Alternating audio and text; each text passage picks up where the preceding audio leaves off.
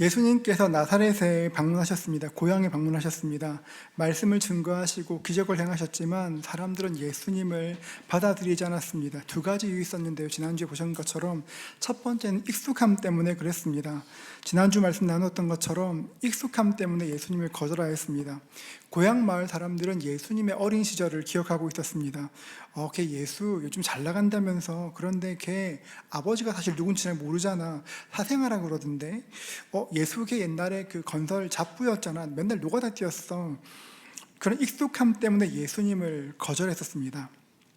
또 하나는 공동체의 영향이었습니다. 사람들은 자신이 속한 공동체의 영향을 많이 받습니다. 예수를 믿는 사람이 분명히 있었을 것이나 사람들 앞에서 드러내지 못했습니다. 예수가 하나님의 아들이라는 것을 믿는다고, 내가 예수를 지지한다고 말하지 못했습니다. 나사렛이라는 작은 마을, 자신이 속한 공동체의 정서 때문에 말하지 못한 것입니다. 우리가 생각하는 것보다 공동체의 정서는 굉장히 강력합니다. 그렇기 때문에 믿음의 공동체 안에 있길 힘써야 되는 것입니다. 믿음의 말을 하고 믿음의 행동을 돕고 믿음으로 기도하는 공동체의 복이 필요합니다. 우리가 보고 있는 6장에서의 나사렛 방문은 예수님의 공생애를 보면 두 번째 방문이기도 하고 마지막 방문이기도 합니다. 그러면 먼저 처음으로 가신 것은 언제였을까요? 누가복음 4장 13절부터 15절 말씀인데요. 보십시오. 마귀가 모든 시험을 다 한 후에 얼마 동안 떠나니라. 예수께서 성령의 능력으로 갈릴리에 돌아가시니 그 소문이 사방에 퍼졌고 친히 그 여러 회당에서 가르치심에 뭇 사람에게 칭송을 받으시더라. 마귀가 모든 시험을 다 한 후에, 그러니까 예수님께서 40일 동안 금식하시고 시험 받으신 때를 말합니다. 그러니까 첫 번째 방문은 극초기에, 공생의 극초기에 오셨습니다.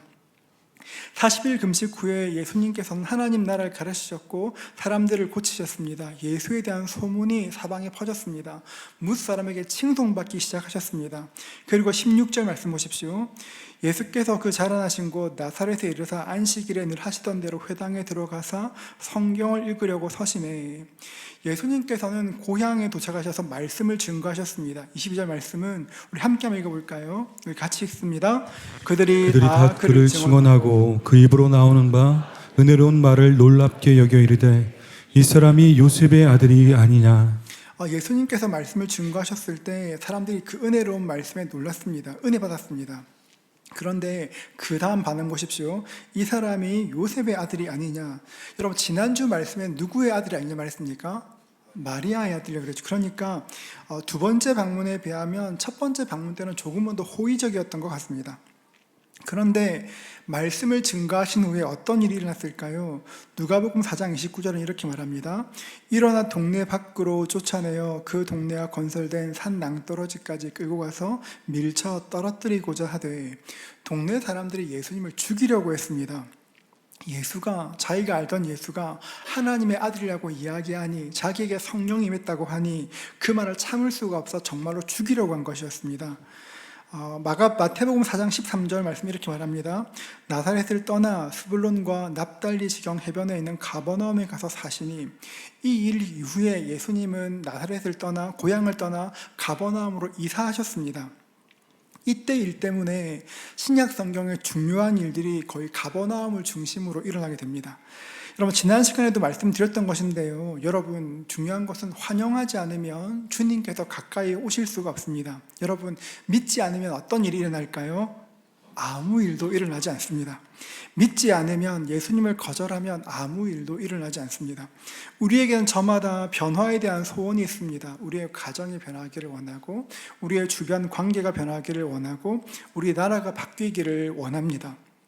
그러나 막연하게 바랄 뿐입니다. 그런 일이 일어날 것이라 사실은 잘 믿어지지 않습니다. 여러분, 태양의 존재를 거부하면서 어떻게 그 태양의 혜택을 누릴 수 있겠습니까?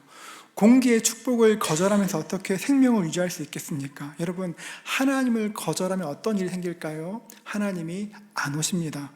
사람도 마찬가지입니다. 누군가를 욕하면 그 사람이 곁에 올 수가 없습니다. 사람은 영적인 존재라 그 마음을 압니다. 그 사람을 인정하고 받아들이면 그 사람이 내 곁에 오지만, 그 사람의 약점만 보고 단점만 보고 약점만 지적하면 부모라고 해도 가까이 오지 않습니다.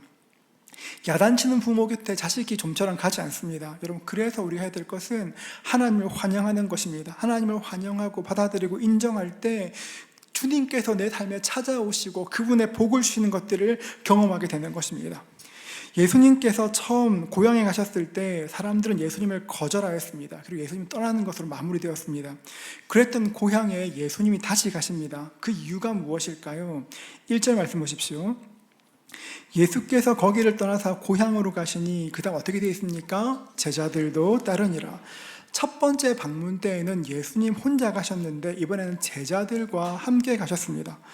여러분, 자신을 거절했던 고향의 제자들과 함께 가는 것 어떠셨을까요? 우리가 살펴보고 있는 마가복음 6장은 예수님께서 공생애를 시작하시고 1년 반쯤 지났을 때입니다. 첫 번째 방문 때와는 다르게 훨씬 더 유명해지셨고 많은 사람들에게 인정받고 있었습니다. 그런 때에 자기를 거절했던, 환영하지 않았던 고향에 그것도 제자들과 함께 가는 것은 꽤나 부담스러운 일이었을 것입니다. 그냥 무시당하는 것이 아니라 제자들 앞에서 무시당하는 것, 여러분 진짜 싫지 않습니까? 그런데도 예수님은 굳이 제자들과 함께 가셨습니다. 그리고 첫 번째보다 훨씬 더한 무시와 모욕 받으셨습니다. 아무도 원치 않는데 가셔서 낭패당하신 것이죠. 여러분, 그런데 그럼에도 불구하고 예수님께서 고향의 제자들과 함께 가셨던 이유가 있습니다. 6절 말씀 보십시오. 중반절인데요. 이에 모든 촌에 두루다니시며 가르치시더라. 고향에 오신 후에 예수님은 모든 촌을 다니시면서 갈릴리를 다니시면서 말씀을 가르치셨습니다. 우리가 이 말씀을 읽으면 자연스럽게 우리는 예수님과 제자들이 함께 사역한 것들을 생각하지만 실제로 그렇지 않았습니다. 예수님께서는 공생의 1년 반이 될 때까지 제자들과 함께 있긴 했지만 혼자 가르치셨고 혼자 기도하시고 혼자 사역하셨습니다. 그런데 7절 말씀 보십시오. 우리 함께 한번 읽어볼까요? 같이 읽습니다. 12제자를 부르사 둘씩 보내시며 더러운 귀신을 제어하는 권능을 주시고. 예수님께서 12제자를 부르시고 보내셨습니다. 지금까지는 예수님 혼자 사역하셨지만 지금부터는 제자들과 내가 함께 사역하겠다는 것입니다. 하십니다. 혼자가 아니라 함께 하겠다고. 그러니까 7절 말씀은 예수님께 이기 사역이 시작되었다는 것, 전과 다른 이기가 시작되었다는 것을 보여주는 말씀입니다. 예수님께서는 제 아들을 보내시고 제자들을 통해 하나님 나라를 점점 확장해 가실 것입니다. 우리가 읽은 말씀은 예수님의 이기 사역의 시작을 보여주는 말씀이기도 하고 동시에 예수 믿는 우리가 어떤 사람인지를 보여주는 말씀이기도 합니다. 7절 상반절 말씀 보십시오. 7절 상반절 이렇게 시작합니다. 12제자를 부르사. 여러분, 이 말씀을 기억하십시오. 12제자를 부르사. 우리는 어떤 사람들일까요? 우리는 예수님께서 부르신 사람들입니다. 12제자를 부르신 예수님은 오늘 우리도 부르셨습니다. 우리가 지금 여기 있는 것이 우연히 된 것이 아니라 주님께서 부르셨기 때문에 이 자리에 있는 것입니다. 대표적인 무신론자인 리처드 도킨스는 만들어진 신이라는 책에서 이렇게 말합니다. 당신이 기독교인이 된 이유는 기독교 가정에서 자랐기 때문일 것이라고 말합니다. 당신이 인도에서 태어났다면 힌두교도가 되었을 것이고 아프리카에서 자랐다면 주주신을 믿었을 것이라고 이야기합니다. 믿음이라는 것은 개인의 선택이라기보다 공동체에 속한 사람의 선택이라 말합니다. 어떻게 생각하십니까? 믿음은 공동체의 선택일까요? 여러분, 공동체 영향이 분명히 있습니다. 분명히 공동체의 영향이 있지만 그것이 전부가 될 수는 없습니다. 우리 교회 성도님들 중에는 어릴 때부터 독실한 불교 가정에서 자란 분도 계십니다. 집안에 제단이 있어서 집을 출입할 때마다 절하셨던 그런 분도 계십니다. 어떤 성도님께서는 대학 때까지 불교 학생회에서 열심히 활동했던 분도 계십니다. 그런 환경에서 자랐지만 지금은 누구보다 뜨겁게 주님을 사랑하고 있습니다. 부산을 대표하는 교회인 수영로 교회 담임 목사인 이규환 목사님, 그 목사님의 아버님은 원래 불교계에서 유명한 스님이셨습니다. 예수를 믿지 않는 가정에서 태어나 엄격한 불교 가정에서 자랐습니다. 그런 가정에서 자랐지만 고등학교 때 예수를 만나게 되었습니다. 그 후로 예수님께 자신의 삶을 드렸고 마침내는 부모님까지 전도하시게 되었습니다.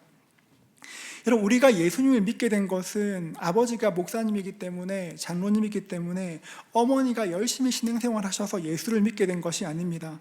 지금 이 자리에 있는 것이 아내 때문에 억지로 끌려온 것도 아닙니다. 우리가 예수를 믿게 된 것은 하나님이 우리를 택하시고 예수께서 우리를 위해 피 흘려 주셨고 성령님께서 우리를 만지셨기 때문에 그런 것입니다.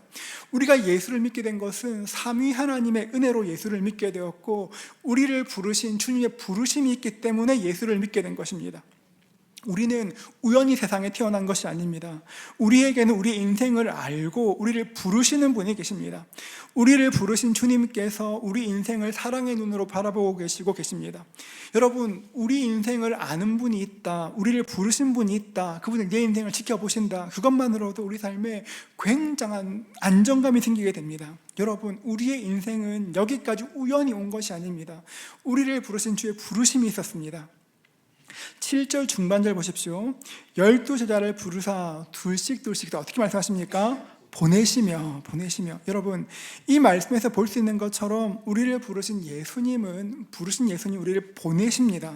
성경에 보면 부르심과 보내심은 언제나 한 쌍으로 등장합니다. 우리를 보내신다는 것은 우리 인생에 목적이 있다는 것을 보여주는 것입니다. 모든 사람들에게는, 이 땅의 모든 사람들에게는 저마다의 부름의 이유, 삶의 목적이 있습니다. 여러분, 그런데 하나님 나를 부르셨다고 해서 삶의 목적이 분명하다고 해서 언제나 승승장구하는 것은 아닙니다. 제자들을 보내시기 전에 예수님은 제자들과 함께 고향을 방문하셨습니다. 방문의 결과가 무엇이었습니까? 거절이고 무시였습니다. 여러분, 예수 믿는다고 해서 내가 무엇인가 부르심 있다고 해서 언제나 만사형통하는 것은 아닙니다. 때로 거절당하기도 하고 무시받을 때도 있습니다. 예수님께서 제자들과 함께 굳이 나사렛에 가신 이유가 뭘까요? 예수님 미리 보여주시는 것입니다. 내가 거절당했던 것처럼 너희도 그럴 거야. 너희도 내 말을 따라가지만 너희도 거절당할 수 있어. 무시받을 수 있어. 그런 것들을 미리 보여주기 위한 것이었습니다. 사도행전에 보면 사도 바울이 재판을 받기 위해서 예루살렘으로 갈 때 일이 기록되어 있습니다. 사도행전 21장 8절에서 11절 말씀인데요, 한번 들어보십시오. 이튿날 떠나 가이사랴에 이르러 7 집사 중 하나인 전도자 빌립의 집에 들어가서 머무르니라. 그에게 딸 넷이 있으니 처녀로 예언하는 자라. 여러 날 머물러 있더니 아가부라는 한 선지자가 유대로부터 내려와 우리에게 와서 바울의 띠를 가져다가 자기 수족을 잡아매고 말하기를, 성령이 말씀하시되 예루살렘에서 유대인들이 이같이 이 띠 임자를 결박하여 이방인의 손에 넘겨주리라 하거늘. 사도 바울이 예루살렘에 갈 때 그 예루살렘 분위기가 굉장히 바울에게 적대적이었습니다. 바울이 가이사랴에 왔을 때 아가부라는 선지자가 내려왔습니다. 그리고 바울의 띠를 가져다가 자기의 손발을 묶고, 예루살렘에 가면 유대인들이 이 띠의 임자를 이렇게 결박해서 이방인에게 넘길 것이라고 말했습니다. 여러분, 이런 예언을 듣는다면 어떻게 하시겠습니까? 지금 바울이 예루살렘에 가고 있는데 이런 예언을 들었습니다. 어떻게 하시겠습니까? 말리지 않겠습니까? 당시 성도들도 그랬습니다. 다 말렸습니다. 그런데 바울은 다르게 해석하였습니다. 가지 말라고 이런 것을 보여주는 것이 아니라 이런 일이 있을 것이니 마음을 단단히 먹으라고 미리 보여주시는 것이구나. 더욱 예수님만 의지해야 되겠구나 생각하였습니다. 한없이 불길해 보이는 예언 때문에 바울의 걸음이 멈춘 것이 아니라 오히려 더욱 굳건한 마음을 가지게 되었습니다.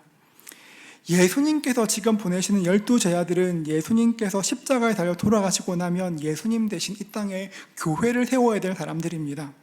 예수님과 다니면서 제자들이 경험했던 모든 것들은 그저 영광스러운 주님이셨습니다. 사람들은 예수님 만나고 싶어 했고, 기도받고 싶어 했고, 병고침 받고 싶어 했습니다. 그런데 주님께서 말씀하시는 것은, 복음을 전하는 것은, 내가 부르심을 따라 사는 것은, 사명 감당하는 삶을 사는 것은 영광스럽기만 한 것이 아니라 때로는 오해받기도 할 것이고 거절당하기도 할 것이고 눈물 흘릴 때도 있을 것이라고, 그런 일이 있을 수 있으니 마음 단단히 먹으라고 말씀하시는 것입니다. 여러분, 우리가 세상 가운데 거절당하는 것은 당연한 일입니다. 우리가 해야 될 것은 그 거절 때문에 마음 아파하고 주저앉는 것이 아니라 우리 마음을 담대하게 하고 단단케 하는 것입니다. 주님께서 그럴 것이라고 이미 말씀하셨습니다. 7절 말씀 보십시오. 12제자를 부르사 둘씩 보내시며 더러운 귀신을 제어하는, 그다 어떻게 말합니까? 권능을 주시고. 여러분, 예수님께서 제 아들을 보내실 때 너 마음 단단히 먹어, 그리고 그냥 보내신 것이 아닙니다. 그냥 보내신 것이 아니라 권능을, 더러운 귀신을 제어하는 권능을 주셨습니다. 미래형으로 내가 줄게 하는 것이 아니라 이미 주셨습니다. 우리가 알아야 할 것은 제 아들에게 권능을 주신 예수님께서는 오늘 우리에게도 그런 권능을 이미 주셨습니다. 예수님께서는 그런 권능을 주셨는데 우리가 그 권능을 사용하지 않기 때문에 나는 그런 능력 없지 생각하는 것입니다. 그 권능이라는 것이 옛날 영화에서 뱀파이어가 나타나면 십자가 막 들면 없어지는 같은 그런 기계적으로 나타나는 것이 아닙니다. 권능은 하나님과 우리의 인격적인 관계를 통해 믿음으로 드러나게 됩니다. 권능이 임한 사람들에게는 담대함이 생깁니다. 영적 권세를 가진 사람은 세상을 두려워하지 않게 됩니다. 예전에 어느 항공사에서 새 비행기를 구입해서 한국까지 오는 첫 번째 운항하는 영상을 찍은 것을 본 적이 있습니다. 미국에서 비행기를 받아 알래스카를 거쳐서 인천에 도착하였습니다. 여러분, 인천공항에 딱 비행기가 내렸습니다. 새 비행기가 한국에 오고 가장 먼저 했던 일이 뭔지 아십니까? 고사 지내는 것이었습니다. 그 앞에 상을 차리고 돼지머리를 올려놓고 타이어에 술을 뿌리면서 무사운행을 기원하였습니다. 최신형 비행기를 구입하고 첫 번째 하는 것이 고사였습니다. 요즘에는 집에 문지방이 없지만 옛날에는 문지방 밟지 말라는 그런 얘기 참 많이 했습니다. 넘어질까봐 조심하라는 뜻이기도 하지만 무속의 관점에서 보면 문지방은 집안과 밖을 가르는 경계이고 이승과 저승을 가르는 경계가 되기 때문에 함부로 밟지 말라 말한 것입니다. 여러분, 이사할 때 손 없는 날 말하지 않습니까? 여러분, 사람들은 이사할 때 손 없는 날 이사하려고 합니다. 여러분, 그런데 손 없는 날이 뭔지 아십니까? 그날은 귀신이 활동하지 않는 날을 손 없는 날이라고 합니다.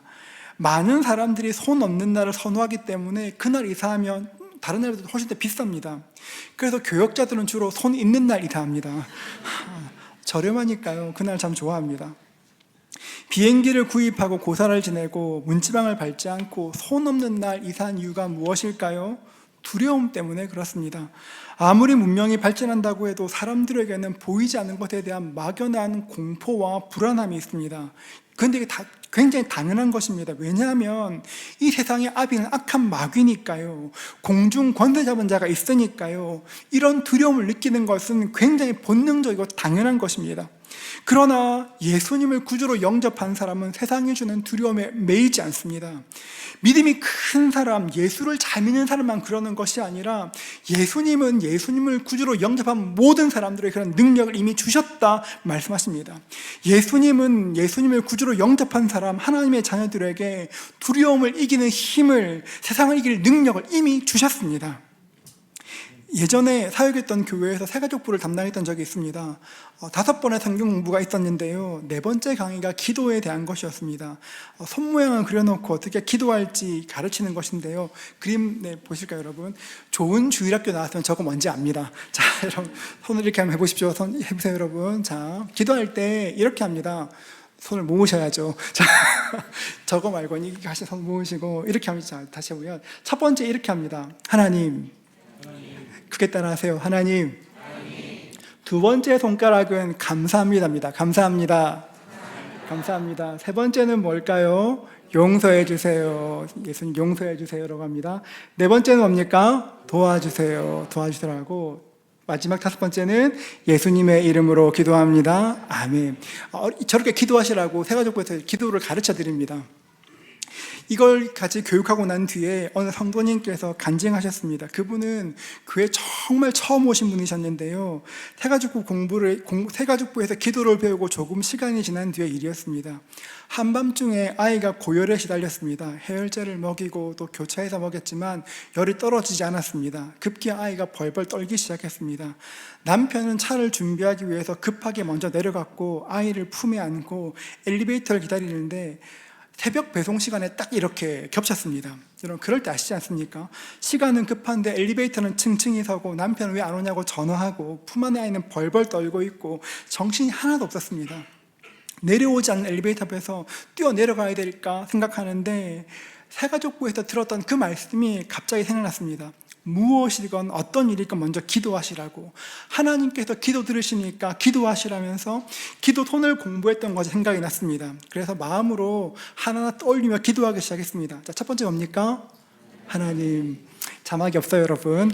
하나님. 두 번째 뭡니까? 감사합니다. 세 번째 뭘까요? 용서해 주세요. 그분이 하나님도 했고 감사합니다 했고 세 번째 용서합니다 그 부딪혔습니다. 생각해 보니까 자기는 그날 죄가 지은 게 없는 것 같아가지고 하나님 저 오늘 죄를 지은 게 없는 것 같아요 라고 기도하고, 네 번째 뭡니까? 도와주세요. 하나님께 도움을 구했습니다. 하나님, 아기가 너무 아파요. 엘리베이터가 빨리 오면 좋겠고 애가 좀 열이 떨어졌으면 좋겠어요. 근데 다섯 번째 뭡니까? 예수님의 이름으로 기도합니다. 아멘. 이렇게 기도했습니다. 기도를 마칠 때쯤 엘리베이터가 왔습니다. 그리고 엘리베이터를 내려왔고 아이를 안고 차에 올랐습니다. 그런데 어느샌가 품속의 아이의 호흡이 편안해진 것처럼 느껴졌습니다. 열은 있는 것 같은데 아이가 편안해 보였습니다.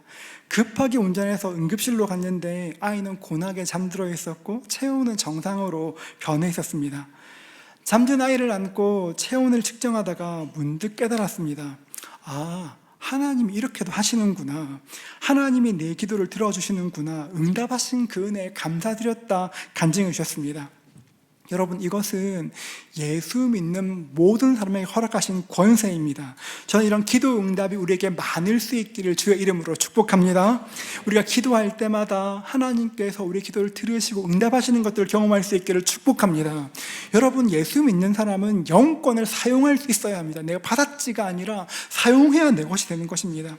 우리 가정에서 기도가 필요한 순간이 있다면, 우리 자녀에게 어려운 일이 있을 때, 기도가 필요한 일이 있을 때 엄마가 기도해 줄게, 아빠가 기도해 줄게 말하는 것도 좋지만 그 자리에서 먼저 한번 기도해 주십시오. 누군가 직장에서 기도가 필요한 사람이 있다면 괜찮을지 물어보고 그 자리에서 기도해 주십시오. 저는 주일날 엘리베이터 홀에서 성도님들을 만나고 이야기를 들으면 그 자리에서 기도할 때가 많습니다. 물론 기도 제목 다 정리하고 또 다른 때에 시간을 들여 기도하기도 하지만 가능하면 그 자리에서 먼저 기도하려고 합니다. 왜냐하면 우리의 마음이 하나님께 향해 있다는 것을 주님께 알려드리는 것입니다.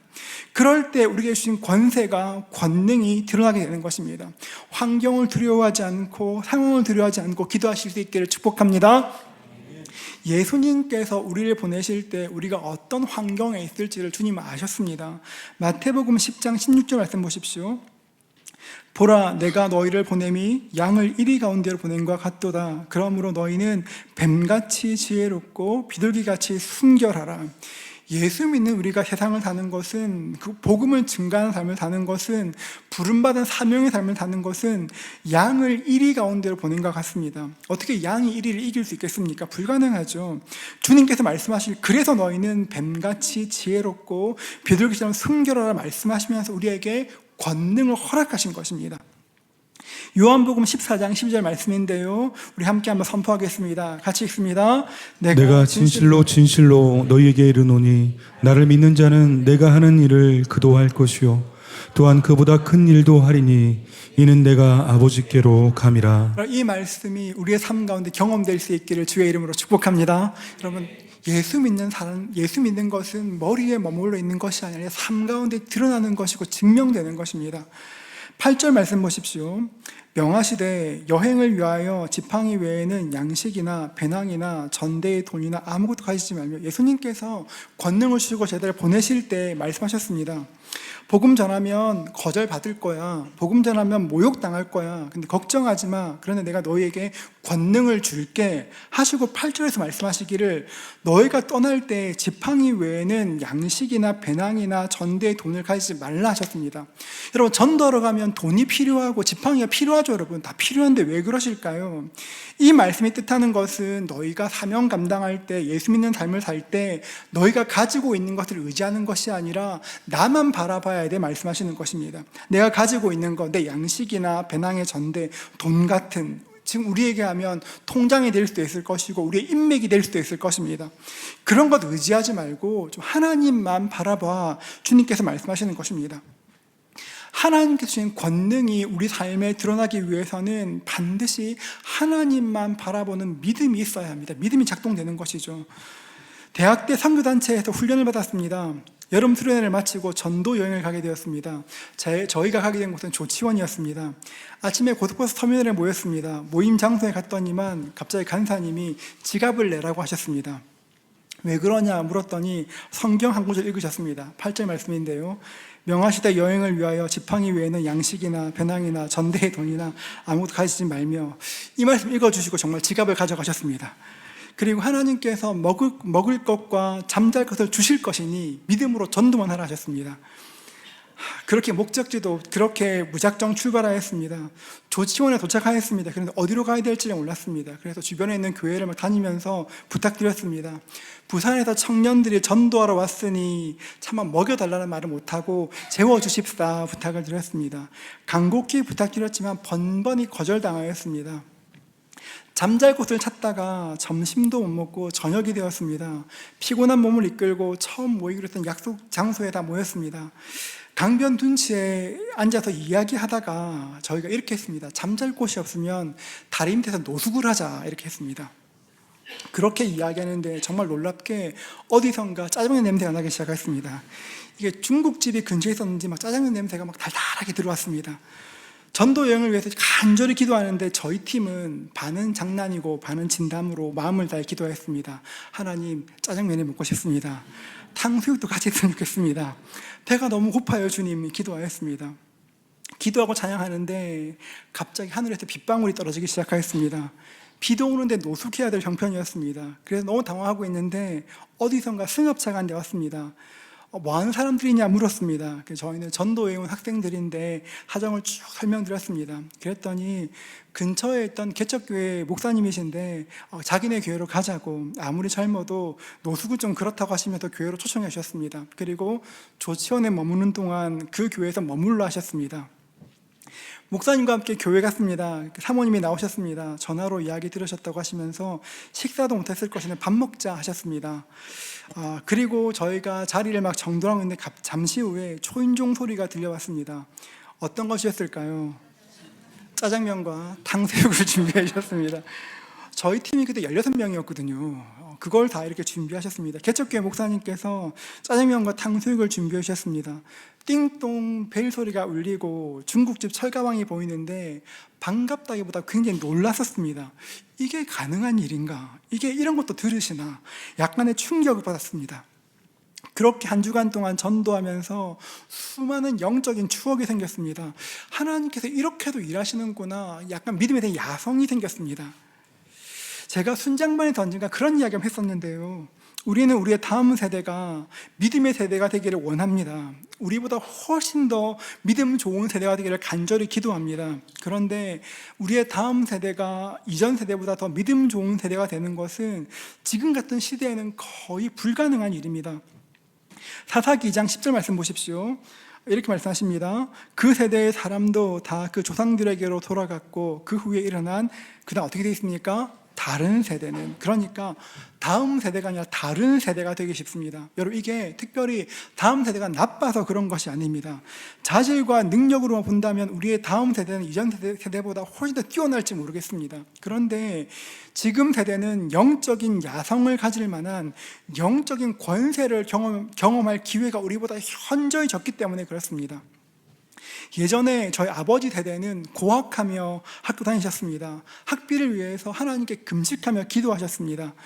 여러분, 그런데 지금은 훨씬 더 나라가 잘 살게 되었습니다. 학비도 나올 때 생겼고요. 나름대로 사회 안전망도 생겼고 도움 줄 것도 많이 생겼습니다.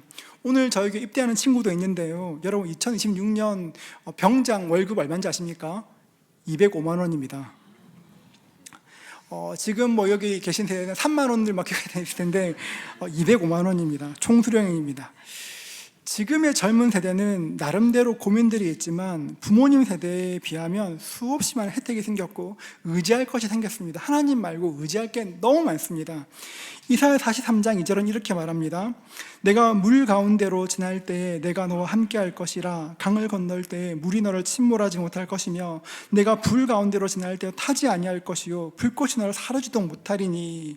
멋진 말씀 아닙니까, 여러분? 그런데 우리의 다음 세대는 이 말씀을 경험하는 것이 참으로 어렵습니다. 왜냐하면 물 가운데를 지나려고 하면 부모님이 내가 대신 가줄게, 내가 대신 가줄게라고 이야기합니다. 불 가운데를 지나려고 하면 너 위험하니까 안 돼, 이렇게 말합니다. 부모님이 하나님 되셔서 모든 것들을 해결해 주려고 합니다. 그러니까 우리의 다음 세대가 눈에 보이는 부모님이나 어떤 환경이 아니라 눈에 보이지 않는 하나님을 의지하는 것은 거의 불가능에 가깝습니다. 섭리라는 단어가 있습니다. 프로비던스라는 단어가 있는데요, 이 단어는 공급하다, 프로바이드에서 나온 단어입니다. 하나님의 공급을 경험한 사람들이 하나님의 섭리를 경험할 수 있습니다. 여러분, 우리도 마찬가지입니다. 하나님께서 내 인생 가운데 때를 따라 공급하시는 것, 내가 내 힘과 인맥과 내 힘으로 공급되는 것이 아니라 하나님께서 내 삶에 부으시는 것들을 경험해야 믿음들이 자라나는 것입니다. 우리는 날마다 먹을 것과 입을 것과 살 집들을 고민합니다. 어떻게 자녀를 교육해야 될까, 어떻게 노후를 준비해야 될지 고민하고 준비합니다. 여러분, 그러나 그 모든 순간에 기억해야 될 것이 무엇입니까? 우리 참된 공급자는 하나님이라는 것입니다. 하나님께서 공급하십니다.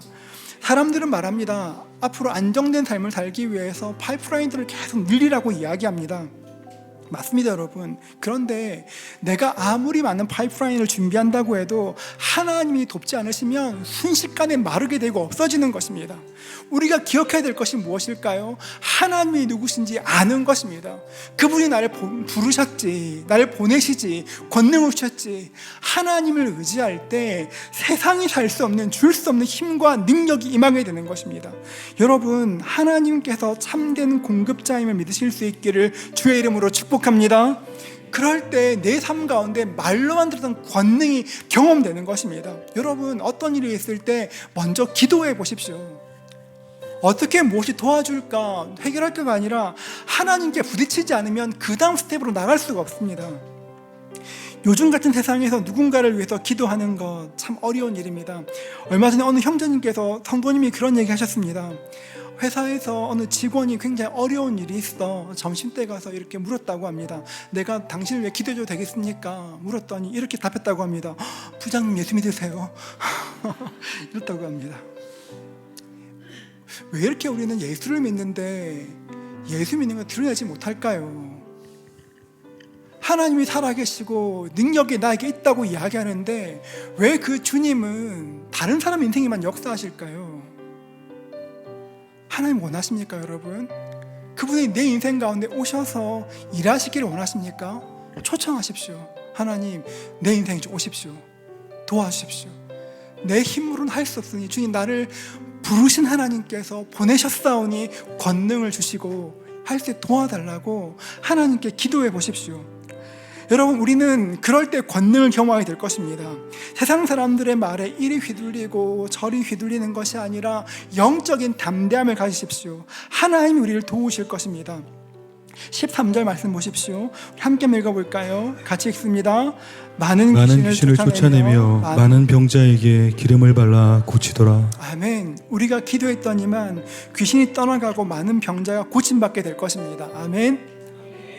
우리가 기도할 때, 복음 증거할 때 내 삶 가운데 내가 할 수 없는 기적들이 일어나는 것들을 목도하게 될 것입니다. 여러분, 그 삶에 한번 자신을 들여보십시오. 나 예수 믿지, 알지? 그것이 아니라 하나님의 능력이 내 삶 가운데 경험될 수 있도록 도와주십시오. 나를 부르신 하나님, 보내신 그 주의 일을 감당할 수 있도록 능력을 구할 때 여러분, 이 땅이 줄 수 없는 행복과 기쁨을 맛보게 될 것입니다. 날마다 예수님을 환영하십시오. 모셔드리십시오. 그럴 때 제자들이 경험했던 그 기적이 우리 삶에도 일어나게 될 것입니다. 그에 누릴 수 있는 저와 여러분 되시기를 주님의 이름으로 축복합니다. 우리가 여러분 그렇습니다. 우리를 부르시고 보내신 삶을 살기 위해서 우리에게 가장 필요한 것이 무엇일까요? 어떻게 해야 우리를 그 부르신 그 주의 삶을 살아갈 수 있을까요? 그러기 위해 우리 안에 예수로 충만해야 그 삶을 살아낼 수가 있습니다. 이 찬양 같이 한번 우리 충만이라는 찬양하실 텐데요, 찬양하실 때 여러분 좀 마음으로 기도해 보십시오. 주님, 예수로 충만할 수 있도록 도와주십시오. 예수로 내 인생이 충만해질 수 있도록 도와주십시오. 우리 함께 기도하는 마음으로 함께 찬양하겠습니다.